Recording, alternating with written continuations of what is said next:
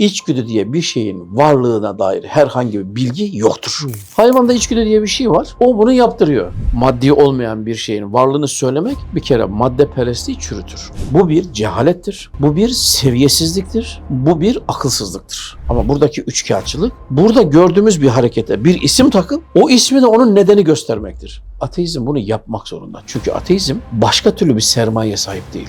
Bu sevk etme hadisesini yine tabiatın kendi içinde açıklamak hakikaten cehaletin zirvesidir. Çünkü İslam'ın bir tane düşmanı vardır, o da cehalettir. Tabii ateizmin o kadar düşünecek çapı olsa ateist olmaz zaten. Ateizmin içindeki her fikir açık ve net bir yalandır. Bir yaratıcının var olduğu inanç değildir. Yaratıcının olmadığını söylemek inançtır.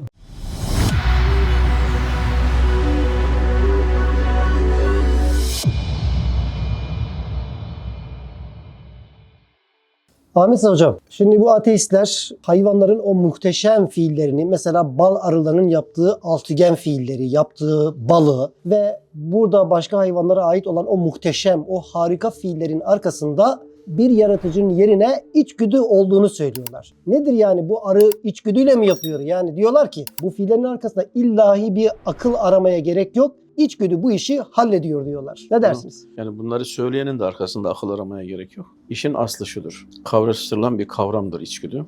Aynen kanun kelimesi gibi karıştırılır. İkisine aynı noktadan bakmak lazım geliyor. O da şudur. Önce kanun meselesini söyleyelim. Daha sonra içgüdüye gidelim ki mesele tam anlaşılabilsin. Kainatta değişmezlikler var.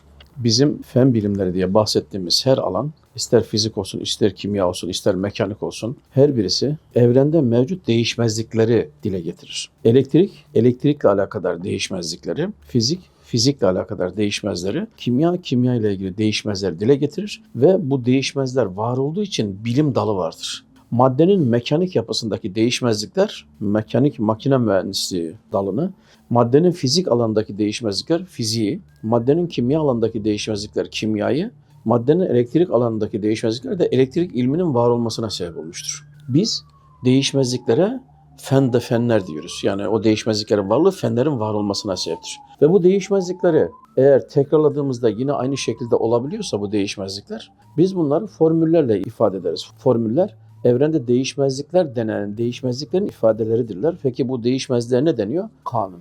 Kanunlar evrendeki değişmezliklerdir. Biz kanunları, yani değişmezlikleri tespit ederiz ve yazarız. Elektrikte gerilim eşittir akım çarpı direnç gibi veyahut da serbest düşmede 1/2 g gibi biz bu değişmezlikleri tespit etmişizdir, yazarız. Bunun ifadesini de değişmezlik ilmi olan matematikle yaparız. Bu değişmezliklerin biz tespitine ilim deriz, bilim deriz, tespitine. Fakat bilim bu değişmezlikleri tespit eder, değişmezliklerin nedenini bilmez. O onun işi değildir. Bilim nasılın cevabını, yani nasıl oluyor onu söyler. Süreç mi yani? Evet, o süreci mi zaten? bunun neden olduğuna dair, bu değişmezlik niçin var? Bilim buna bakmaz.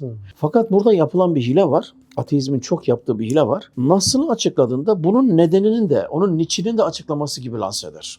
Yani nasıl açıklanınca sanki fail açıklanmış gibi mi oluyor? Gibi açıklamaya çalışıyor. Böylece nasıl olsa karşıdaki insanlar da ekserisi bu işi bilmediği için bir şeyin nasıl olduğunu, sürecini ifade eder. Süreci aynı zamanda fail yerine koyar. Şimdi dolayısıyla bizim evrendeki değişmezliklere biz kanun deriz. Biz kanunun niçin var olduğunu bilmeyiz. Neyi biliriz? Kanunun var olduğunu.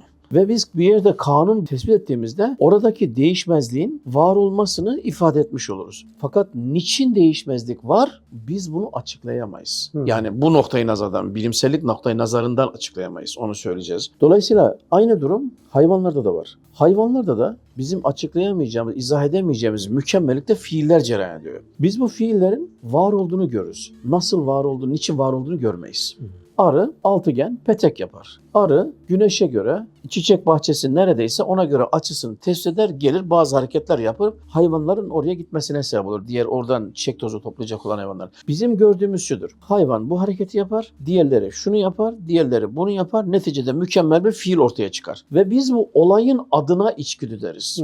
Dikkat edelim. Nasıl ki kainattaki değişmezliklere kanun deriz. Kanun değişmezliğin nedeni değil, ifadesidir. İçgüdü diye tabir edilen, hayvanatta görülen mükemmel fiilin adıdır, nedeni değildir. İşte ateist Ateizm biraz el çabukluğu, üçkağıtçılıkla, ki fiiliyatı üçkağıtçılıktır ateizmin, ne yapıyor? Burada gördüğü değişmezliğin nedenini değişmezliğin kendisine veriyor. Ortada bir fiil var, mükemmel bir fiil var. Arının bal yapması gibi fiil var ama arıya bakıyorsunuz böyle bir şey gözükmüyor. Maddesinde de böyle bir şey yok. Bu tarzda güneşe bakıp 120 derece sola gittiği hareket yapacak bir altyapı da gözükmüyor ama yapıyor. Sonra bunu nasıl izah ediyor? Bu durumda ne demek lazım geliyor? Biz burayı bilmiyoruz. Hayvanın bu yaptığının nedenini bilmiyoruz ama yaptığı şudur demesi gerekirken ilginç bir şekilde hayvanda içgüdü diye bir şey var. O bunu yaptırıyor. Bir kere hayvanda içgüdü diye bir şeyin, maddi olmayan bir şeyin varlığını söylemek bir kere maddeperestliği çürütür. O bir. Kendi ayağına kurşun sıkar. Bir. İkincisi korkunç bir hatadır. Nedir o? Biz hayvandaki gördüğümüz davranışa bir isim veririz. Bu ismin adı içgüdüdür. İçgüdü diye tabir edilen şey hayvanın yaptığı hareketin bizim açımızdan isimlendirilmesidir. Fakat ne yapıyor ateizm? Bu isimlendirmeyi fail yerine koyuyor. Bu bir cehalettir. Bu bir seviyesizliktir. Bu bir akılsızlıktır. Aynen evrendeki değişmezliğin nedenini kanun söylemek gibi. Halbuki kanun evrendeki değişmezliğe bizim verdiğimiz isimdir. Bunu bilmek gerekirken nasılın bir tanımlaması olduğunu bilmek gerekirken nasılın nedeni gibi kabul etmek gibi bir üçkağıtçılıktır. Aynı şekilde hayvandaki görünen neticesi mükemmel olan fiillerin hayvanda bir isim olarak söylenmiş içgüdüden kaynaklı olduğunu söylemek tam bir cehalet örneğidir. Ne hayvanda içgüdüyle alakadar bir merkez vardır, ne böyle bir organ vardır, ne de böyle bir şey vardır. 120 derece güneşe göre sağa gidin diye hareketi tarif edecek kadar bir altyapısı olan bir hayvan, adına içgüdü değil ne derseniz böyle bir hayvan 5 santim sol tarafta cam açık çıkamıyor. Arının bal yapmasındaki fiil bir camdan çıkmaktan herhalde daha mükemmel iken 5 santim soldaki camdan çıkamayıp güneşe göre 120 derece sola git çiçek tarlası ol da denen o hareketi yapması bağdaştırılmaz. Öyleyse buradaki fiil hayvana ait değil. Ama bir fiil var ortada. Bu fiili tanımlamak için eskiden bazıları, bunun asıl adı sevk ilahidir ama bazen sevki tabii, sevki denmiştir. Sonra da şimdikilerin dediği içgüdü. İçgüdü diye bir şeyin varlığına dair herhangi bir bilgi yoktur. Var olan bilgi nedir? Kesin olarak hani nasıl ki yer çekimi gibidir. Biz taşı bırakırız düşer. Peki niye düşer? Bilimin tespit ettiği şudur. Taş şu kadar yükseklikten şu kadar hızla düşer. Bilimin alanı budur. Peki niye düşer? Mesela niye 9.8 metre bölü saniye hız artarak değil de 9.7 değil mesela 9.8 de 7 değil 6 değil 10 değil? Biz onu bilmeyiz. Bildiğimiz ne? Taşın düştüğüdür. Kesin olan taşın düştüğüdür. Niye düştüğüne dair olan bilgimiz yorumdur. Alttan mı çekiyorlar, üstten mi itekliyorlar bilmeyiz. Dolayısıyla biz önce bilgimizin bir sınırını çizmemiz gerekiyor. Şimdi burada ateizmin yaptığı üçkağıtçılık belli bir konuyu açıklayan bilgiyi üçkağıtçılıkla tutup başka bir konunun da açıklaması gibi göstermek. Nasılı açıklarken nasılla alakadar açıklamayı nedenin de açıklaması gibi göstermek bir akılsızlıktır. İyi niyetle zaten açıklanmaz. Bir edepsizliktir her şeyden önce. Hayvanda da mükemmel fiil var. Bu arada içgüdü diye tabir edilen, adına içgüdü denilen bu hareketin bir özelliği vardır. Diğer normal günlük yaşantı içindeki hareketlerden ayrılan bir özelliği. O da nedir? İçgüdüsel hareket diye tabir edilen hareket hayvanın kendisini değil, neslini hesap ederek vaki olur. Mesela bir hayvanın neslin devamı için hayvanın ölmesi gerekiyorsa ölüm emri verilir ve hayvan kendini feda eder. Şimdi bir şey kendini feda etmesi için kendi hayatından daha değerli olan bir şeye neticeyi vermesi gerekir. Bunu hayvana senin hayatını feda etmen lazım diye bir emrin geldiğini biz aşikare görüyoruz. Buna dair bizim emir şuradan geliyor veya buradan geliyor ki bir bilgimiz yoktur. Bilgimiz nedir? Hayvan neslinin devamı için kendini feda etmesi gerektiğinden ki feda ediyor. İçgüdüsel davranış denilen davranışı normal davranışlardan ayıran şahsını değil nevini düşünmesidir hareketin. Düşünerek hareket ettiğini göstermesidir. Bizim buradaki bilgimiz nedir? Bu hareketin olduğudur. Peki neden nedir? Neden hakkında ateist tarafından bakarsak hiçbir açıklama yoktur. Ama buradaki üçkağıtçılık, burada gördüğümüz bir harekete bir isim takıp o ismi de onun nedeni göstermektir. Ateizm bunu çok yapar. Her konuda yapar. Işık niye 300 bin kilometre hızla gidiyor? Çünkü o ışık. Elektrik niçin şu kadar hızla gidiyor? Çünkü o elektrik. Bu bir açıklama değil ki. Elektrik diye o şeye bir isim takılmış olması, elektriğin neden o kadar hızla gittiğini açıklamaz ki. Bir şeye ışık denmesi, onun niye 300 bin kilometre hızla gittiğini açıklamaz ki. Dolayısıyla insanlar bir meseleye bir ad takar, bir nam takar, meseleyi adileştirir. Dolayısıyla oradaki düşünme ve tefekkür kapısını da kapatmış olur. Bunu ateizm sürekli yapar. Daha doğrusu ateizm bunu yapmak zorunda. Çünkü ateizm başka türlü bir sermayeye sahip değil. İster istemez senin cehaletinden istifade edip nasılı ve niçini birbirine karıştıracak, bir olay içindeki açıklamayı tutup başka bir olayın cevabı gibi lanse etmek zorundadır. Aksi takdirde var olamaz ateizm. Elbette ki buna kanacak insan çoktur. Bunu kanacak, bilginin derecesini bilmeyecek. Bilgi nedir, bilim nedir, ilim nedir bunu fark etmeyecek. Fen nedir bunu fark etmeyecek. Kanun nedir bunu bilmeyecek. Kanunun sadece bir isimlendirme olduğunu bilmeyecek. Değişmezliğin nedeni değil, ifadesi olduğunu bilmeyecek bir kimseye sen ne dersen onu yutacaktır. Ve nitekim ateizm de yutturur. Bir hayvanda mükemmel bir davranış görüp efendim akla ihtiyaç yok, bu ondaki bulunan içgüdüdür demek, bu meselenin akılsızlıkla ifade edilmeye çalıştığı anlamına gelir. Bu bir akılsızlıktır. Meseleyi hiç bilmemektir veyahut da bilip gizlemek anlamına gelir. Biz hayvandaki davranışın varlığını görürüz, o davranışa da bir isim veririz. Zannedersem 2. Dünya Savaşı sıralarındaydı. Zannedersem tarih yanlış olmasın. Avustralya'da 2 hayvan türü birbirine giriyor. Tabii bunlardan yine yanlış hatırlamıyorsam biri deve kuşu, birisi panter mi? Tam başka olabilir. Yani 2 hayvan türü birbirine giriyor. Neticede milyonlarca bir tanesinden ölü oluyor. Tamam, Avustralya'da. Sonra bir bakıyorsunuz Afrika'dan yüz binlerce akbaba Avustralya'ya göç ediyor. Leş yemek için. Şimdi ben bunu açıklayacağım. Ne diyorum? İçgüdü. İçgüdü bu olayın adıdır. Hayvanın 20 bin kilometre uzaktan Afrika'daki herhalde bir varlığı keşfetme gibi ihtimali yok. Maddeten hiç yok zaten. Maddeten kendisi de açıklanamadığını biliyor ateizm. Ateizm maddeden bu hareketin açıklanamayacağını zaten biliyor. Maddi olmayan içgüdü diye bir isim takıyor. Olayı bütün adileştiriyor. Halbuki burada bizim bildiğimiz akbabanın gittiğidir. Peki niye gidiyor? Nasıl gidiyor? Bizim bilgimiz yoktur. Elbette ki açıklaması var. Bunların dediği gibi değil açıklaması. Elbette ki hayvanın içinde hayvandan daha böyle zeki, daha akıllı, daha böyle akıl üstü bir varlığın olmadığı aşikar. Böyle bir şey yok. Elbette ki birisinin sevk ettiği aşikar. Ama bu sevk etme hadisesini yine tabiatın kendi içinde açıklamak hakikaten cehaletin zirvesidir. Bir mermer heykelin insan şeklinde olmasının nedeni olarak mermerin özelliğini gündeme getirmek ne kadar akılsızlıksa, bir heykeltıraşı kabul etmemek için mermer bu tabii ki insan şeklinde olacak diye açıklamada bulunmakla hayvanlardaki bu mükemmel davranışı hayvanın kendi içinde, tırnak içinde bir şeyin onun nedeni olduğunu açıklamak aynı türden bir cehalettir. Dolayısıyla aslında fark ettiysek iş döner, dolaşır, cehalete gelir.